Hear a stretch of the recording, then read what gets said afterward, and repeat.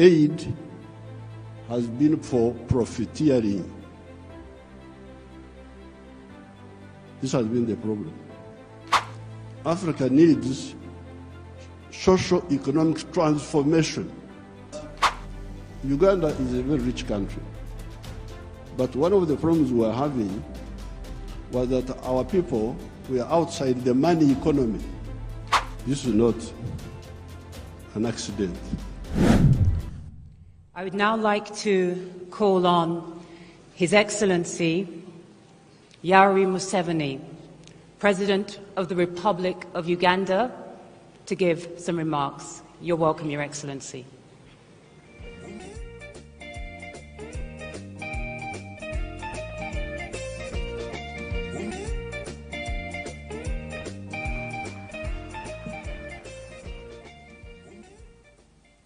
His Excellency William Ruto, the President of the Republic of Kenya, the Chairperson of the African Union, President of Mauritania, and their Excellencies, the heads of state and government. This is a topic I can speak on for the whole day. I'm therefore glad we have had this meeting where the presidents of Africa meet with some of the Western leaders. The crisis which is in Africa today is because of philosophical, ideological, strategic, economic mistakes, which we have been talking about since the 1960s. This is not an accident. When you see the crisis in many of the African countries, the collapse of states, we predicted this in the 1960s. Philosophical, ideological, strategic mistakes. I don't have time to amplify each one. But I was very happy to hear the President of the World Bank talking about prosperity instead of profiteering. These were his own words. That's what I picked. This has been the problem. Aid has been for profiteering. This has been the problem. Now, the World Bank people and other groups have been talking of sustainable development. Even in your documents, I have seen those words there. Sustainable development. I am now going to be 80 years old. I have never seen sustainable pregnancy. That a woman is pregnant this year, the pregnancy continues next year, 3 years, 4 years, it never happens. In life, pregnancy develops sustainably within the womb of the woman. Quantitatively, the baby is growing bigger and bigger. But at some stage, quantitative growth must be transformed into qualitative change. The pregnancy must become a baby. If the pregnancy remains pregnancy, the fetus will die. So therefore, I would even ask you to change those words in your documents. Africa does not need sustainable, what? You could call it sustainable underdevelopment. Africa needs socio-economic transformation. The pregnancy must become a baby. The baby must grow and become a teenager. The teenager must grow. That's what happens in life. You cannot have quantitative growth and you think you are doing anything. The main reason why there is no growth is because the growth factors are not funded. They are not even understood. What are the growth factors? We now talk of private sector-led growth. Yes, but for the private sector to grow, what does it need? It needs low costs of production. Ministers of Finance, low costs of production. And what are the low costs of production? Number one, transport. You must have low transport costs. Where do low transport costs come from? From the railway. If you don't fund the railway, how will you get low transport costs? Wonderful people, Banco Mundial, IMF, all of these. Where will low cost of production come from if you don't have a railway?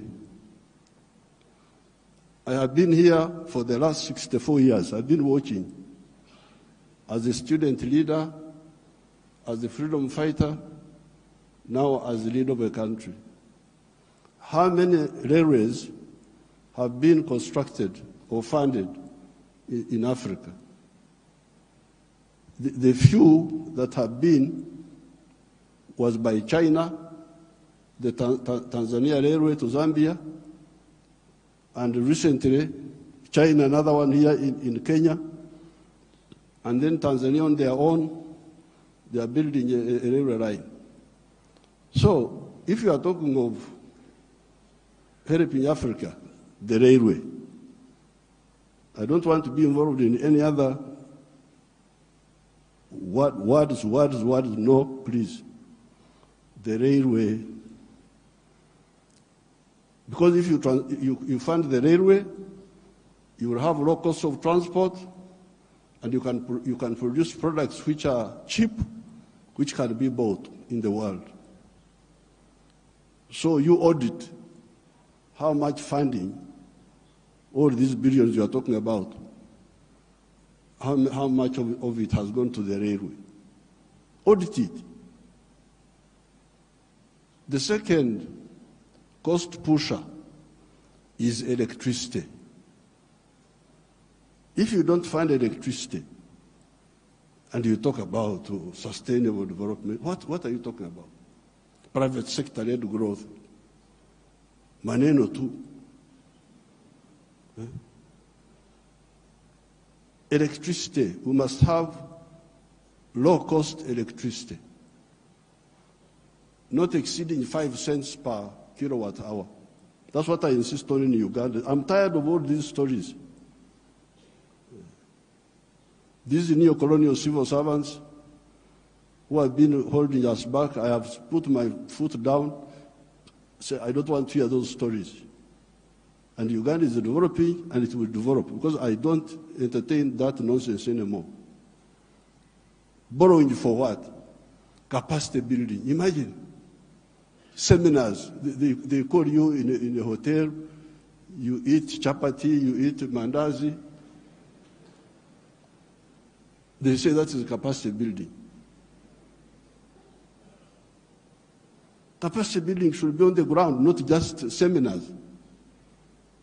So, the second point, Excellency, is electricity. The third one those people who talk about private sector-led growth, private sector-led growth.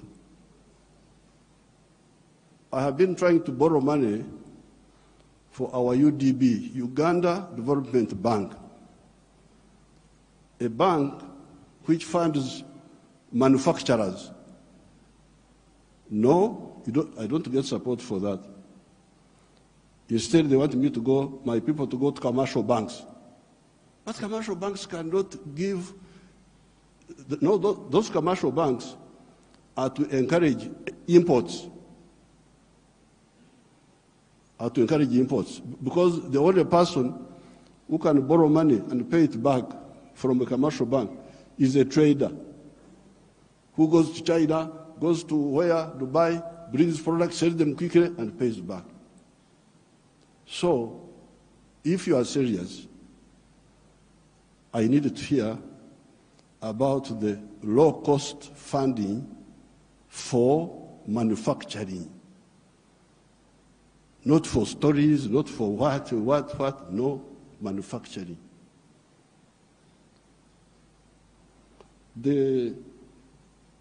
How about funding for irrigation? Because if you want to stabilize agriculture, a country like Uganda is very rich, we have got everything. But still sometimes we get some erraticness in the rain. So in order to stabilize, I've been trying to look for a loan for irrigation. I can't easily get it. Very difficult to get. A loan for seminars, very quick. The civil servants, what?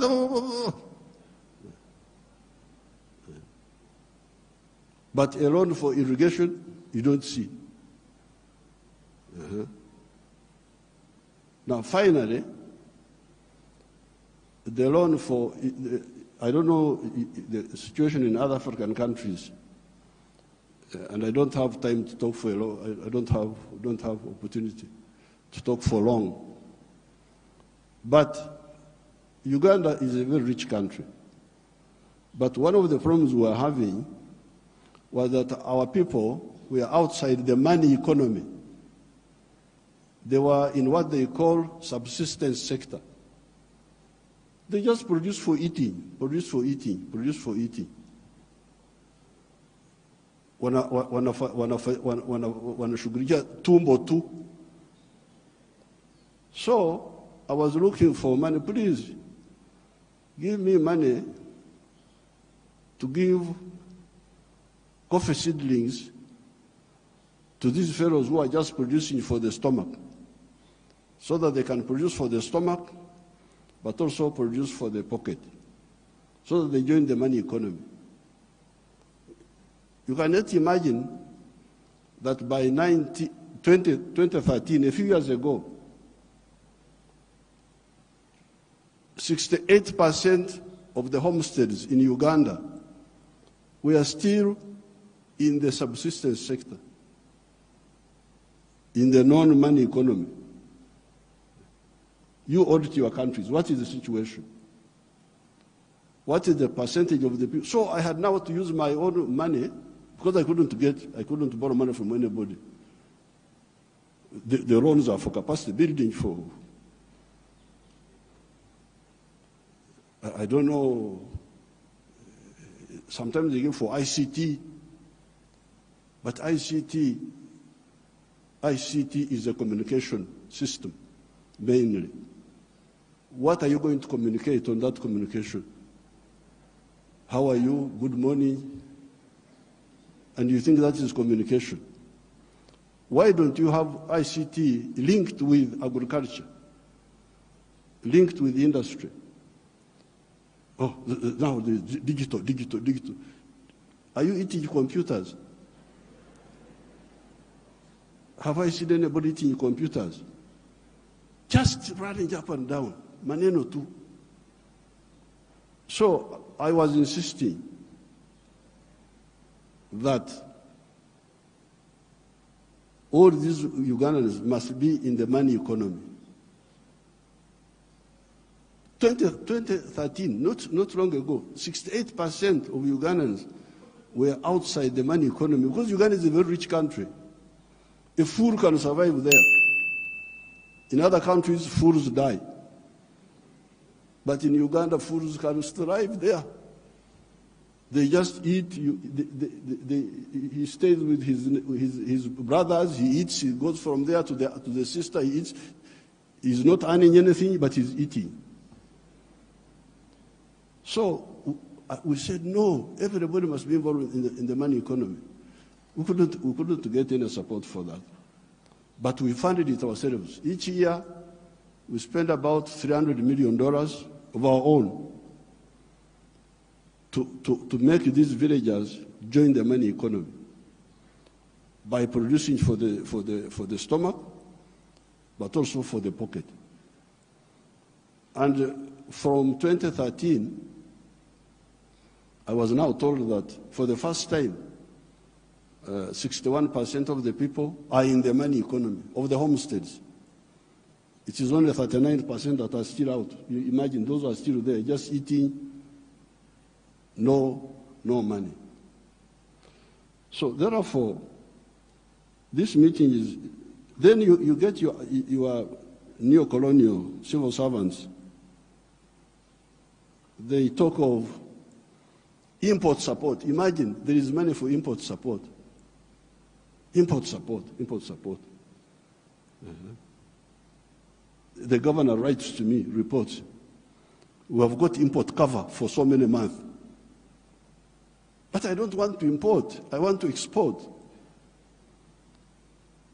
Why don't you tell me about import substitution and export promotion? Instead you are telling me of import support. So money is available for to become more dependent. So I'm very glad to hear what now finally, the cash, which we told our people about in the 1960s, we told them, part of the wars we fought in Uganda were to get rid of the neo-colonial groups which were there, which were stopping us from thinking. We had to get rid of them by force. But one of the problems was Africa producing raw materials, matière primaire, they call it in Français, matière primaire, raw materials. Imagine coffee.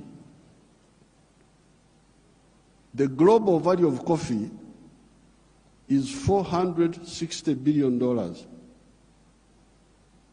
All the coffee producing countries of the world, Brazil, us, all this, we only get 25 billion of that. Out of the 460 billion, the coffee producing countries get 25 billion. And Africa gets only 2.5 billion. 900 million of that comes to Uganda because Uganda produces a lot of coffee. A country like Germany, which has no coffee, earns $65 billion from coffee. So, this I sell a kilo of coffee, good grade coffee, $2.5. Somebody in London will get $241 from that 1 kilo. Okay, there are other costs on the way. I don't want to, because he's the owner of a restaurant and so on. But coffee roasting, coffee grinding, coffee packing must happen here in Africa. It must happen at source. The shirt I'm putting on is Ugandan cotton. I don't put on foreign clothes.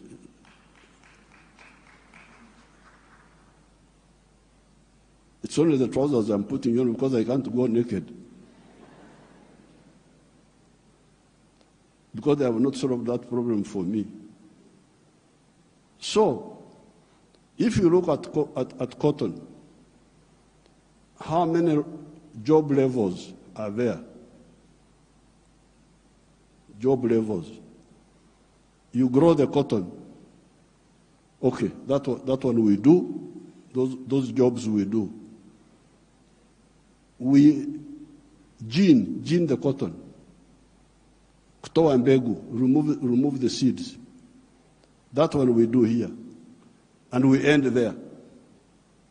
When you hear all these countries which have got crisis, Burkina Faso, I don't know what, Mali, all of them are cotton growing countries. But how much textiles are they producing? They're importing textiles, I don't know from where. So now if you end at level 2, gening, removing the seeds, then you take the pamba, you take the cotton, to cleverer people who are clever. Watu wenye akili wako huko, sisi hapo tutajiita vipi? Kama mtu anakuzidi akili wewe unasema wewe nani? So they take the cotton, they spinning, more money, more jobs for their children. They weave, more money, more jobs for their children. They put the print, more money, more jobs for their children. I looked at the figures.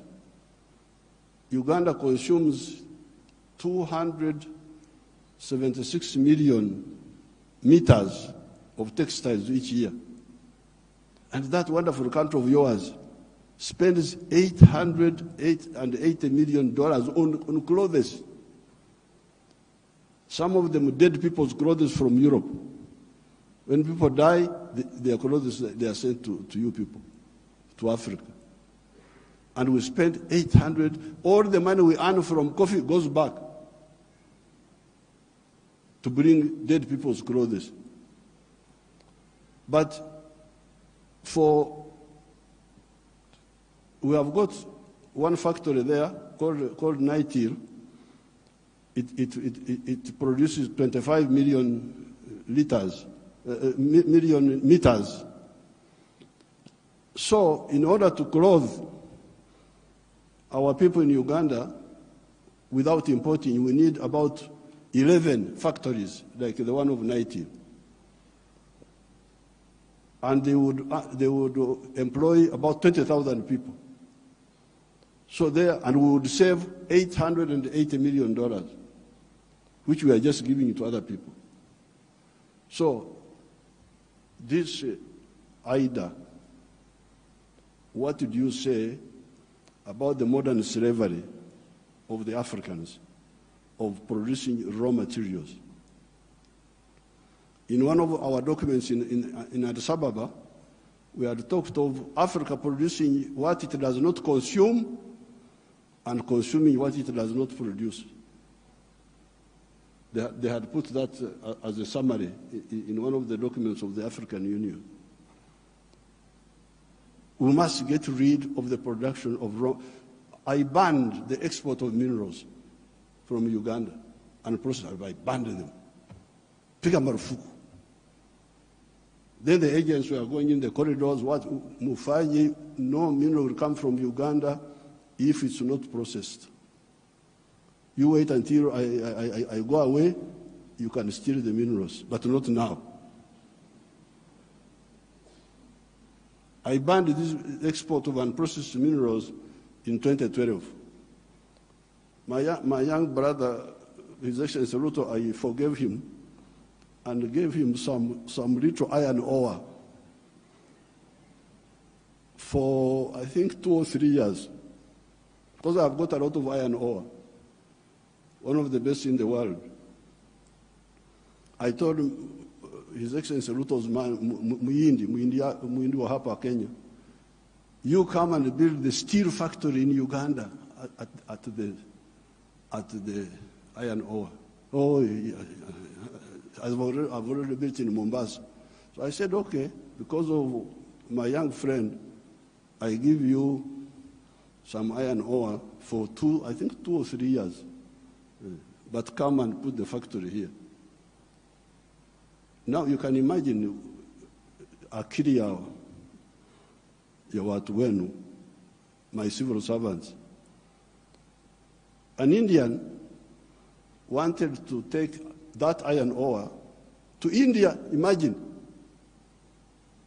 Iron ore in our language is called obtare, but it is soil, black soil. If you see it, it is soil. To take that to India and do what? Pay your wonderful people $47 per ton. Our iron ore is the purest in the world. It is 70% pure. So you need like 1.5 tons to make a ton of steel. Now, a ton of steel costs $700.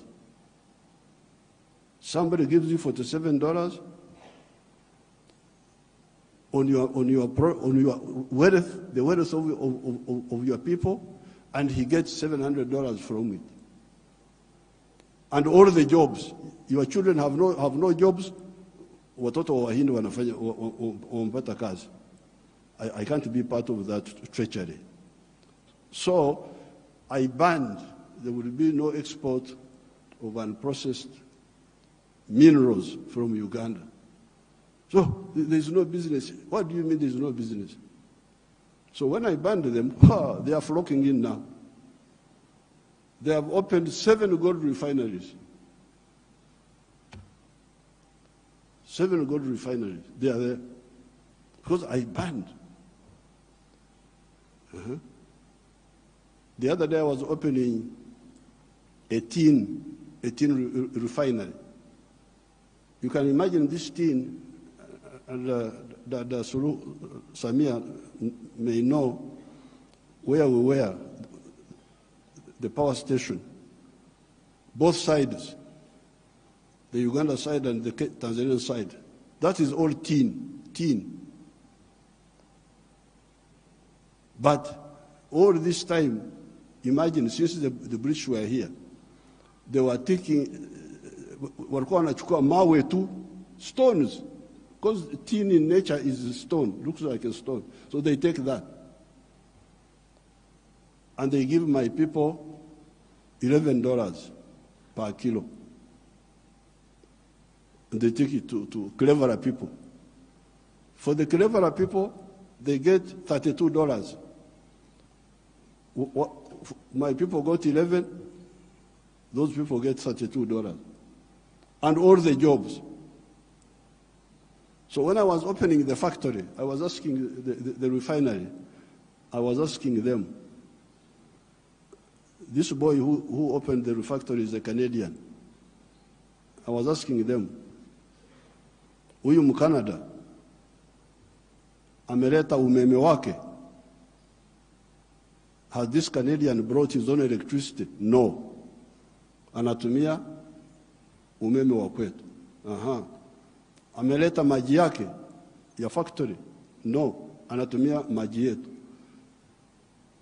Internet anatumia ya nani? Ya kwetu.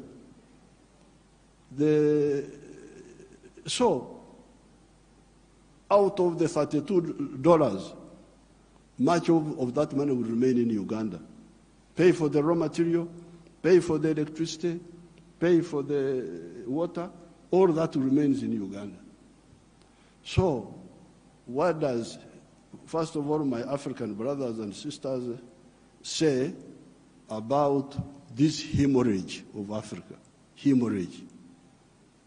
Echikurukuto, we call it in Uganda. This hemorrhage must stop. The crisis you see in these countries is because of stagnation of the last 60 years since independence. The population is increasing, the economies are not increasing. What do you expect? So with these few words, Your Excellencies, what do I say? Merci beaucoup.